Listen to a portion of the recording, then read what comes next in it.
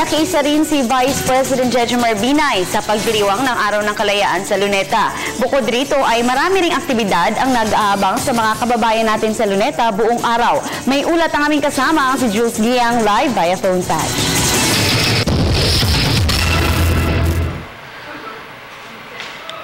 Pinangunahan ni Vice President Jejomar Binay ang pagdiriwang ng Araw ng Kalayaan sa Luneta, lungsod ng Maynila. Siya'y sinamahan ni Manila Mayor Joseph Erap Estrada.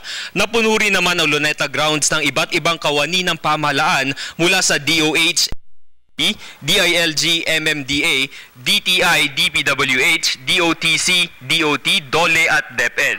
Naroon din ang mga descendants of Rizal, Grand Lodge of Masons of the Philippines, Kababaihang Rizalista, Knights of Rizal, Boy Scouts of the Philippines at Girl Scouts of the Philippines.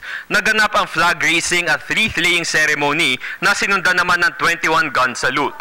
Ang mga grupo na dumalo ay nakaisa rin sa wreath-laying matapos ng seremonya na pinangunahan ni Vice President Binay. Matapos naman ang seremonya ay nagbukas ang Kalayaan Day Job Fair 2015 sa Senior Citizens Garden sa Luneta.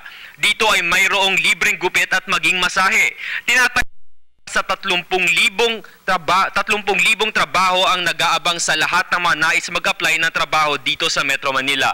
Ayon sa DOLE, sabay-sabay rin na nagaganap ang mga job fairs na ito sa buong bansa tulad na lamang ng NCR, Cordillera Administrative Region, Ilocos, Cagayan Valley, Central Luzon, Western Visayas, Central Visayas, Northern Mindanao, Davao at Soxargen. Ang mga pupunta sa job fair ay bibigyan ng forms ng DOLE upang magamit sa kanilang pag-a-apply. Mayroon din namang libreng photocopying services para sa lahat ng mga resumes. Naroon din ang SSS para mamigay ng SSS forms na magagamit din ng mga job seekers. Iba't ibang kumpanya sa Luneta mula sa gobyerno tulad ng BIR, DSWD, AFP. Gayon na rin mula sa pribadong sektor tulad na lamang ng mga call center agencies at maging mga international companies. Siksik din sa mga aktibidad ang Luneta ngayon dahil bukod sa job fair ay mayroon ding free medical services. Maaaring magpa-check up ng libre, gayon na rin ang free dental tooth extraction, free eye check-up at may reading glasses pa. At mayroon ding bloodletting at typing.